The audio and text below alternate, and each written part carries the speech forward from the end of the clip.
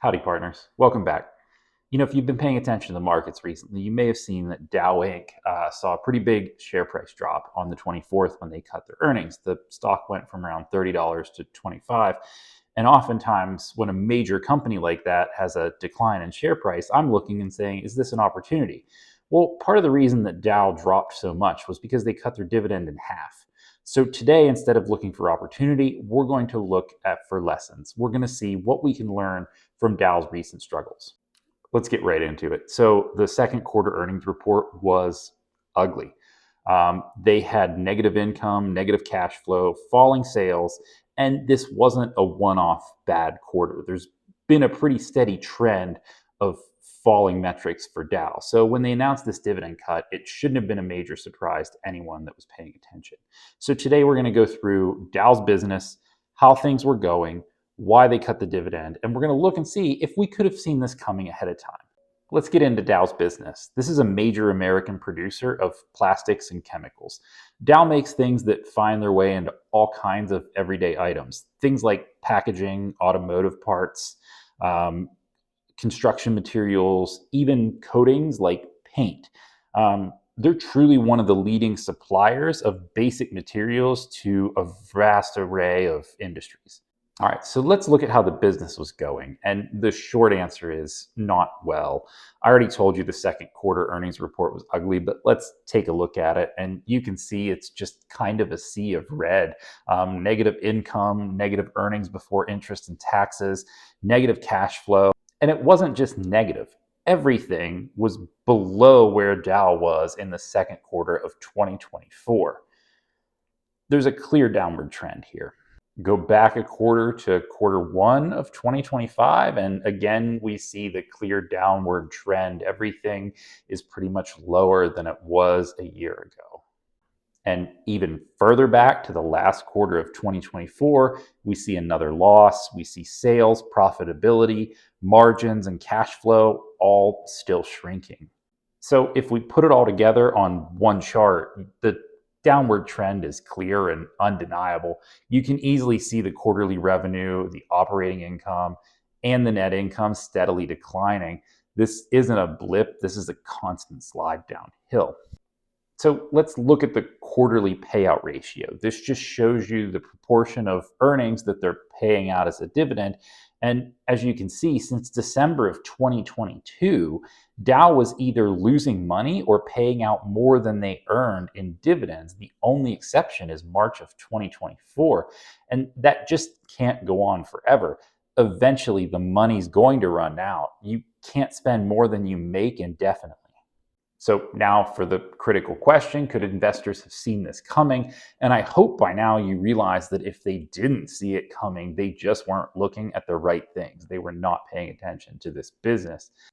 I mean, take a look at this chart. This is the annual payout ratio alongside the share price. And you can see Dow spent 2 full years paying out more than it earned in dividends. And during that time, the share price was basically flat. It traded between $50 and $60. Investors had 2 years to see this coming, and they had a flat share price to exit on. So the real lesson is, how do you avoid investing in a business like Dow and wind up with a dividend cut? Well, good investing is all about finding reasons to say no as quickly as possible. And I've looked at Dow before very briefly, and I'll show you why I never gave it serious consideration and why I never did a deeper dive to see if it belonged in my portfolio. So one of the first places I look is kind of at the earnings and the revenue growth. To see consistently growing dividends, we need to see consistently growing earnings and profits. So let's take a look and see how Dow's looked. And you can see there's negative revenue growth over the past 3 years, growth that didn't even keep pace with inflation over the past 5. We have negative earnings per share growth in the past, and even negative projected growth in the future for both revenue and earnings. For me, that's enough to stop looking deeper right there, but let's dig a little deeper and see what else we can find very quickly on Dow. So the next place I usually look is kind of at the financial health and the balance sheet. A strong balance sheet is critical for a company to weather tough times, and Dow making basic ingredients like chemicals and plastics can be a bit cyclical. So a strong balance sheet would be very important for them. Let's take a look and see what we can find here. So an EBIT to interest of 1.2 means that Dow was spending almost all of its earnings just on paying interest. And with $15 billion in net debt compared to an $18 billion market cap, we can see exactly why. Dow has very high debt levels. This is not a strong balance sheet. Again, another red flag, and again, another reason that I would very quickly pass.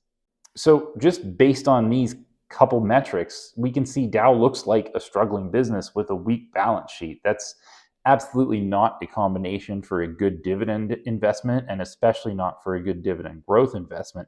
This is not a business that I would want to own. So, to wrap it up, Dow cut the dividend because it was making less money. Revenues were declining, profits were shrinking, earnings were negative, and cash flow couldn't keep up with the dividend.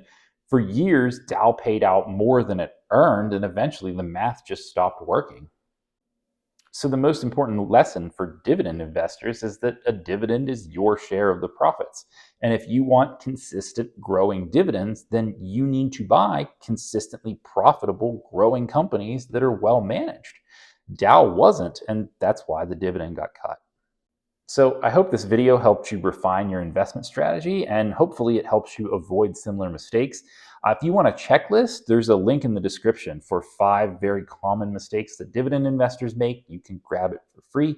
And if this was helpful, go ahead and give it a like, subscribe to the channel, and let me know in the comments. Have you owned companies that had these signs in the past? Have you sold out of them in time? Have you seen the dividends coming? Curious to know. Thanks, and I'll see you in the next one.